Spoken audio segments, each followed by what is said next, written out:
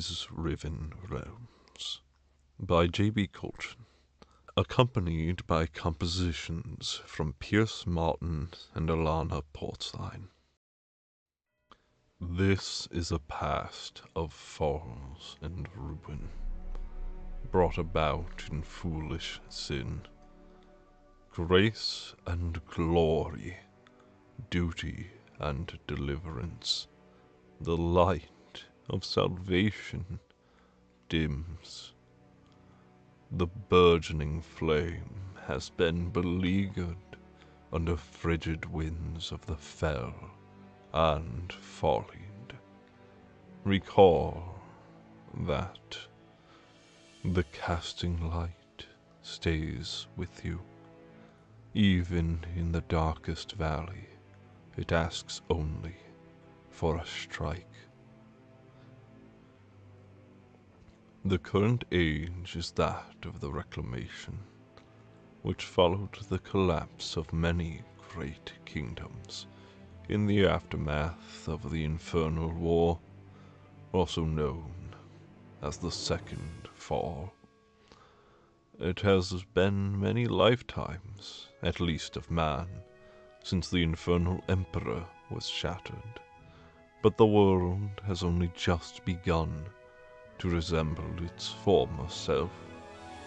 Today we shall introduce you to this pained yet lovely world, as it has been since the first fall. We lay on lands divided. The realms are a series of hundreds of islands of land and sea and sky, split by what we call the rifts.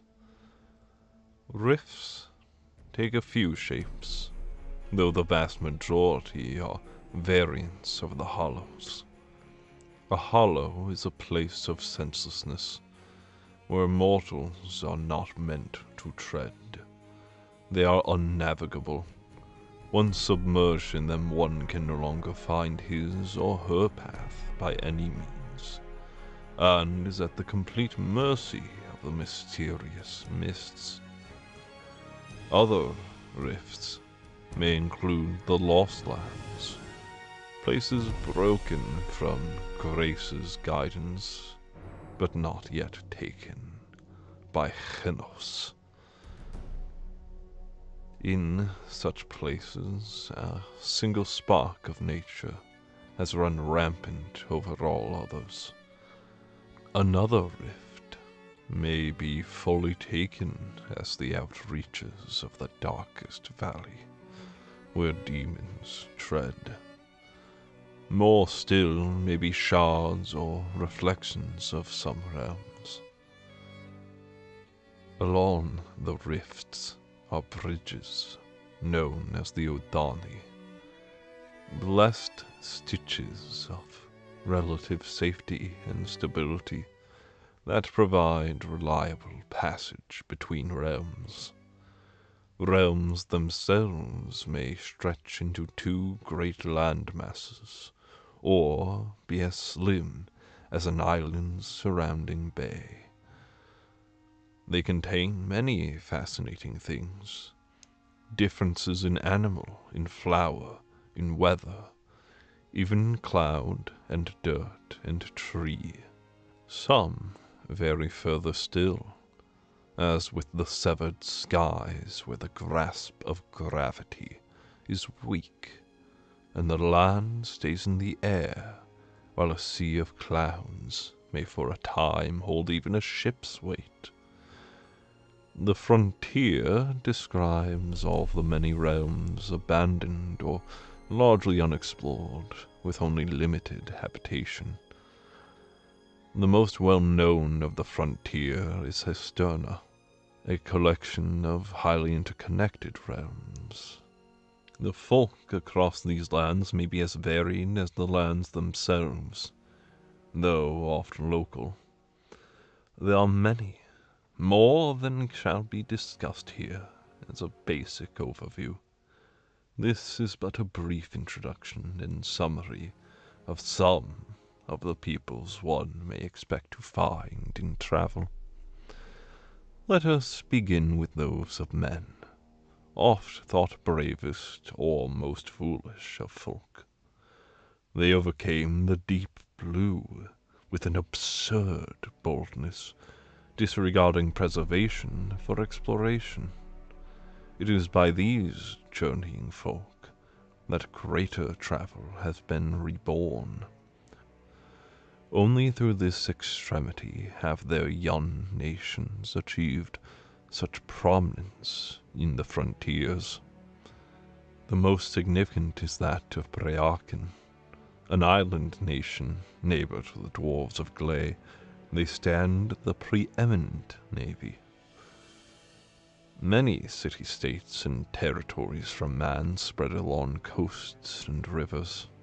The tides of man are rising, the seas necessary for any hope of sunrise.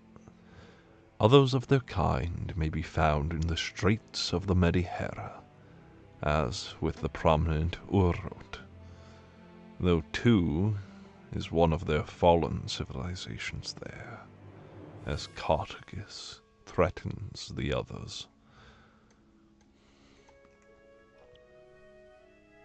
Oft alongside men are the Polkrok, though less explorers and more refiners. They are best known for their far-reaching merchantry. They make up a collection of small but influential kingdoms, and have stood neutral among the great powers of their respected regions. Where one finds colonies or frontier towns of trade, at least one family of Polkrok is likely to be there, despite their overall small but growing population. Their families are often close enough that their fur brushes against each other, but otherwise prefer to be dispersed and maintain at least a yard's distance. Their cultures revolve around reciprocation more than most, in all that entails. Though much of their size is made of fur, they are not especially weak. Still, their best features are in matters of maps and tools of the fields.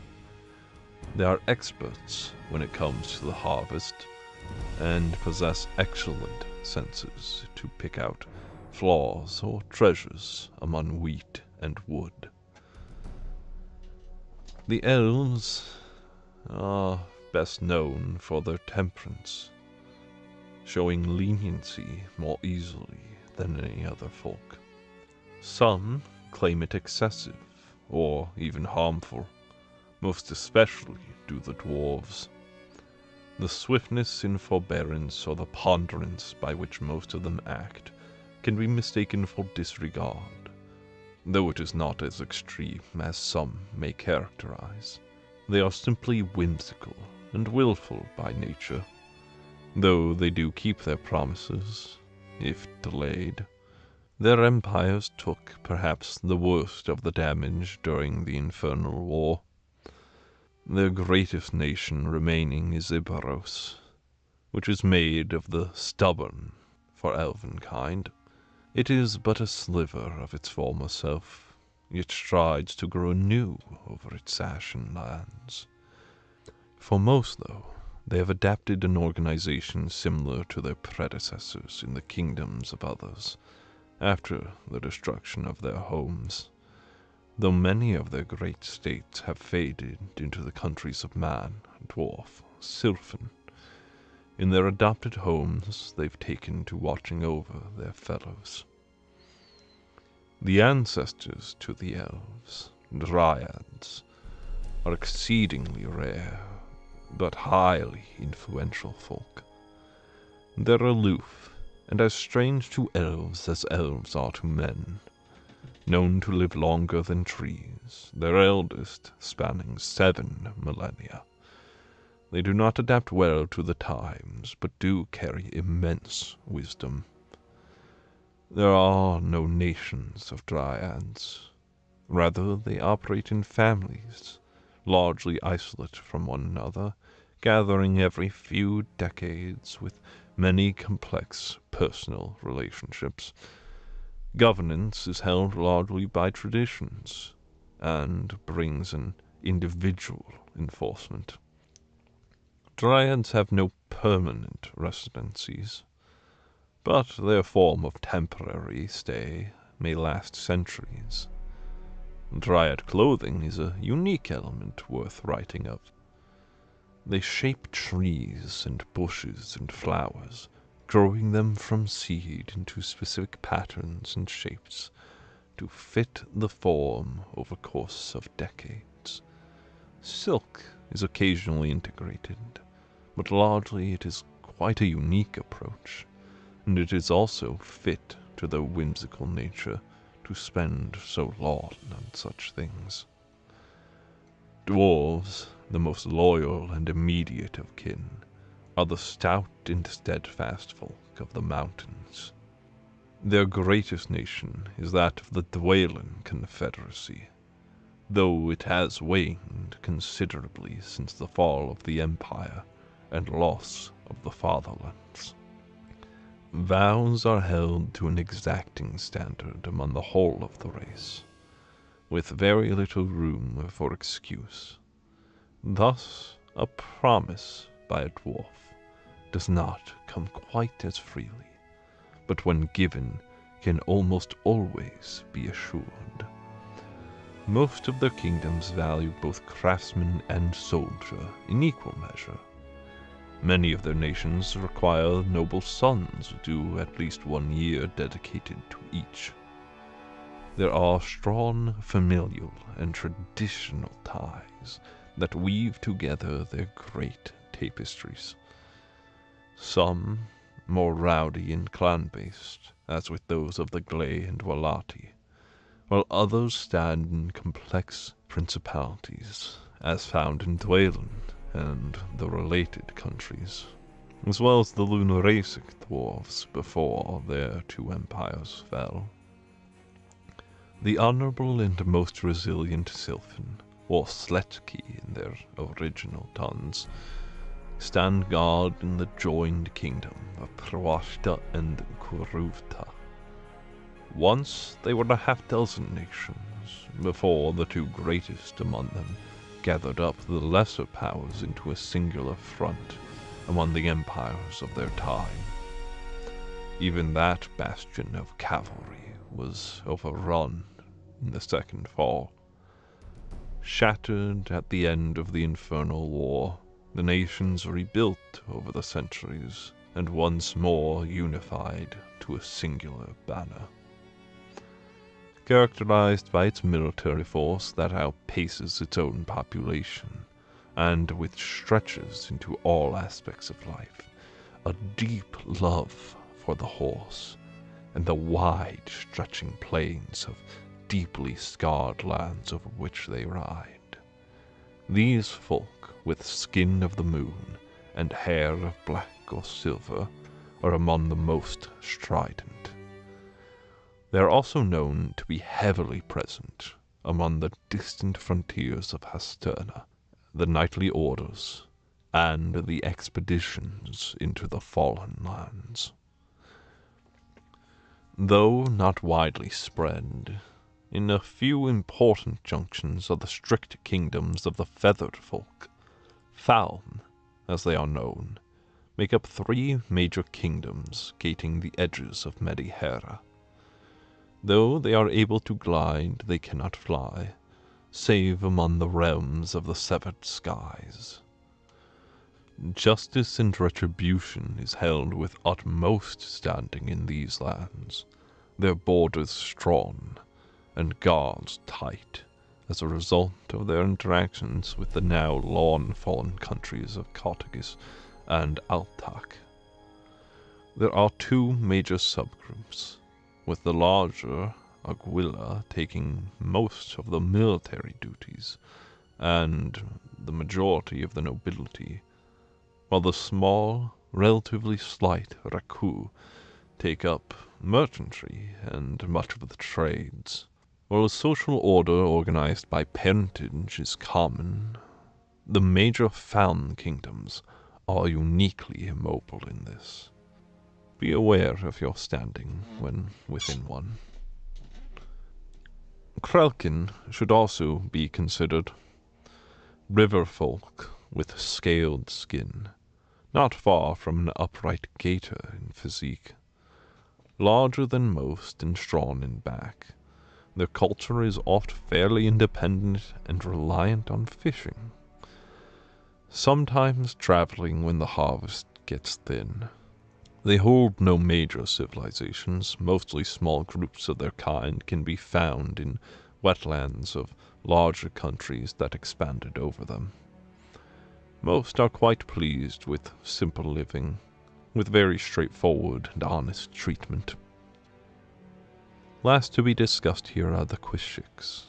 They do not communicate as other folk do, being primarily aquatic, eyeless creatures with heightened scent and an additional sense which can feel for animals or lightning, though it works poorly outside of the water. They do not generally have much in machinery, at least to the limited observations we have had, but do engage in exchanges at the port towns and are known to have taken well to Grace's blessings. They largely live in small families in reefs, migrating between one another when of age. Their appearance is strange. It may be frightening or uncanny to some, but while territorial in their own waters, they are not otherwise abnormally vicious. Though talk may be difficult, treat them kindly, and they may barter with you. Another topic to introduce for those seeking to explore the realms is that of magic, in which there is only one rightful path. Grace, the source of all things, the means by which the spirits and keepers make themselves known. To practice grace is a choice requiring humility and gratitude, met with negotiation and requests. To call upon this power is to enter into communion with the oldest threads of the world, ask guidance and strength from the spirits which manifest meaning to the world. It may not always come as expected, but come it shall. There once had been a resplendent prosperity and closeness with Grace. Now even the words are few, and many works lost to us. Little of the world of Grace is left. Still, one may listen to the crisp leaves in the storm, hear the crackling fire and rolling waves, and learn from the soft sounds they impart. By comparison, the most vile thing one may do, on the other hand, is to force a desire, to impose one's will, distorting and deceiving the world. It may offer great strength in the short term. It may answer in the immediate, but to indulge in that fell magic is a corruption of the self and the land, crushing the spirits in a cold fist for one's own desires.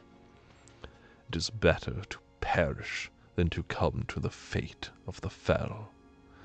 Fell, the embodiment of folly, is born from foul airs in deed and thought.